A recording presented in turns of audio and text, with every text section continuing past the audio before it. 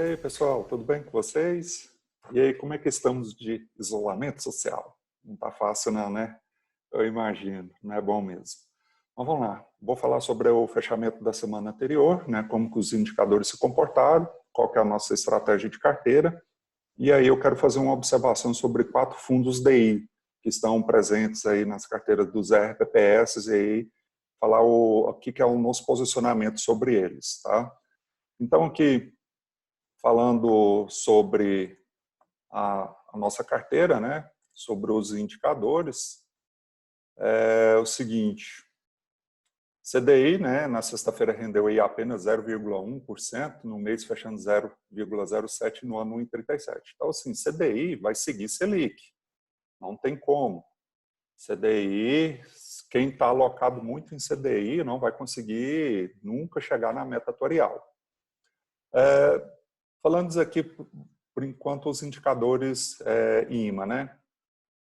O IMA-B rendeu 0,43% na sexta-feira, né? No mês aí está acumulado 0,33 negativo e no ano menos 5,39. O IMA-B5, 0,27 na sexta-feira, no mês aí 0,47, no ano 0,38. O B5+, 0,57, 1% negativo no mês e 9% 73. Lembrando que esses estavam negativo, né, no ápice da pandemia, né, que já vem recuperando aí essa taxa de juro, né.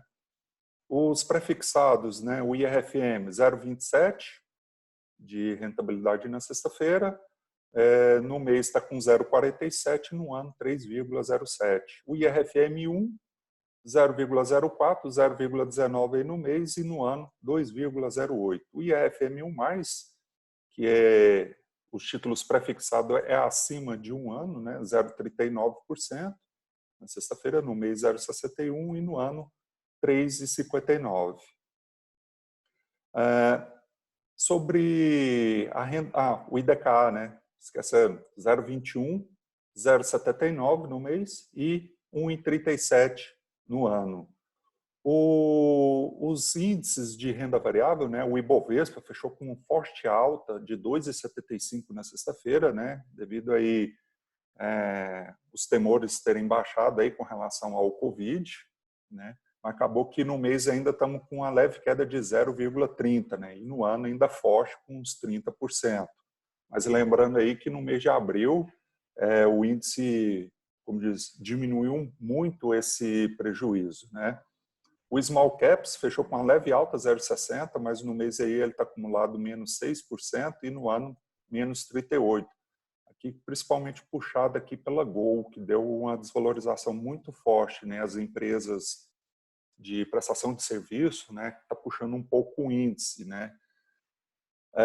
O dividendos fechou com 2,06 na sexta-feira, mas no mês aí diminuiu para menos 3,91 e no ano aí menos 31%. E o Small Caps, eu já falei, o Ibovespa falei e tudo mais.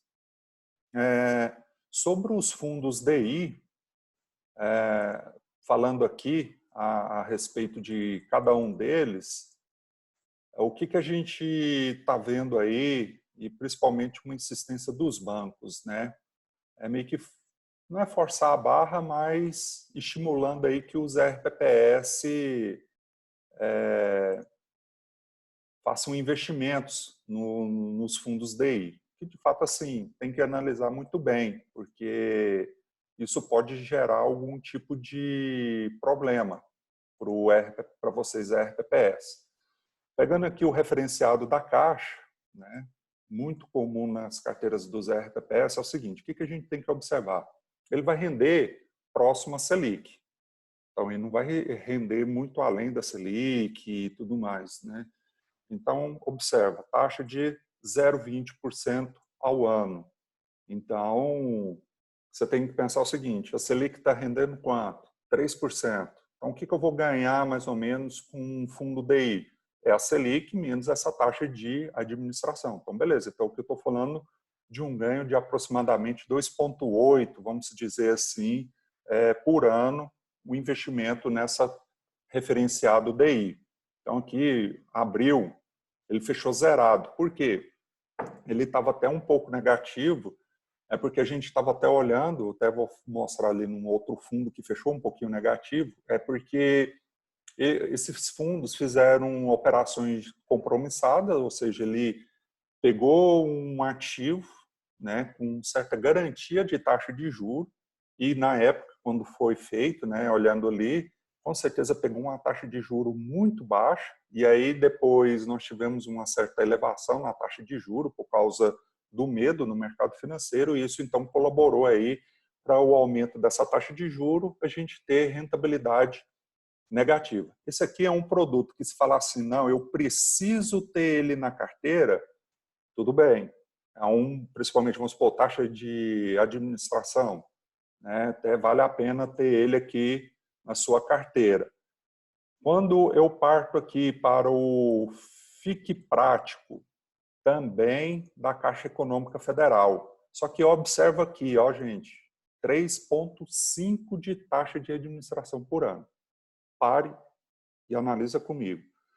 A Selic vai te entregar 3% ao ano e o fundo vai te cobrar 3,5% ao ano para administrar o dinheiro para vocês. Ou seja, vai ficar um saldo devedor de 0,5. Esse fundo aqui a gente não recomenda de forma alguma. Isso aqui, o banco está ganhando 3,5%, você vai ganhar 3%. 3 taxa bruta, 100% CDI. Só que você não vai ganhar isso. Tanto é, olha como que está a rentabilidade dele. Em abril fechou 0,00, março 0,01, fevereiro 0,01, janeiro 0,003. No ano, 0,007. Você já pagou mais de taxa de administração do que você ganhou aqui propriamente dita nos rendimentos. Então, se algum RPPS tiver esse produto na carteira, sai dele e vai pelo caixa referenciado, pelo menos. Não fica nesse produto. Esse produto aqui pode ser até questionado por algum tribunal de contas aí a respeito da má administração do dinheiro público. Da mesma forma, no Banco do Brasil, não é só a Caixa. Eu tenho aqui o BB Fluxo, que também é DI, né? Ele tem uma taxa em vista do Fique Prático não é tão alta, né?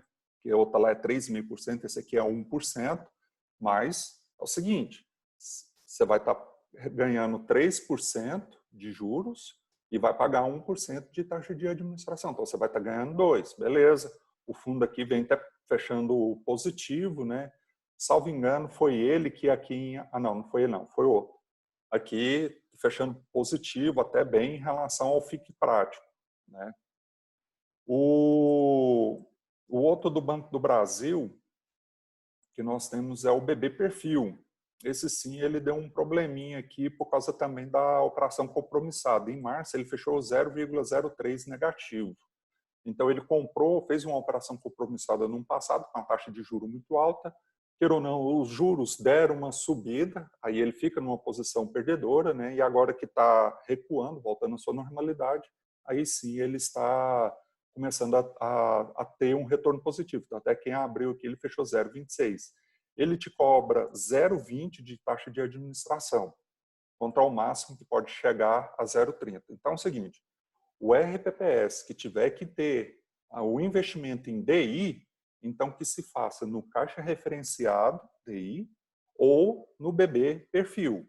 Se tiver Fique Prático e BB Fluxo, principalmente o Fique Prático, retira o dinheiro disso aí.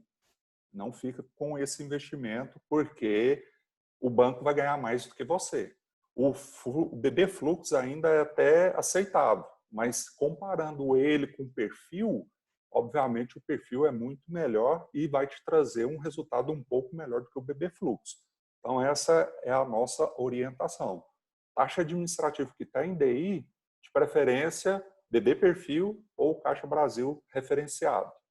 Se você tiver em algum outro banco, tipo Santander, Itaú e tudo mais, depois vocês até nos chamam aí para a gente dar uma olhada, né? Porque esses aqui são os mais comuns que tem na carteira dos RPPS.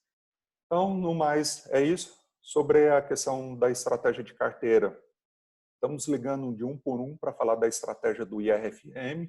Então, os consultores estão ligando para aqueles que, de certa forma, têm uma folga financeira, que não está tendo problema no seu patrimônio, né? A gente está indicando aí o IRFM, mas esse aí a gente está fazendo caso a caso, né? De acordo com a situação financeira. No mais, estamos aí no atendimento home office, atendimento pelos e-mails, Skype e WhatsApp, e qualquer coisa pode nos contactar, porque estamos aí para atender a todos vocês. E um forte abraço aí, boa semana e até mais.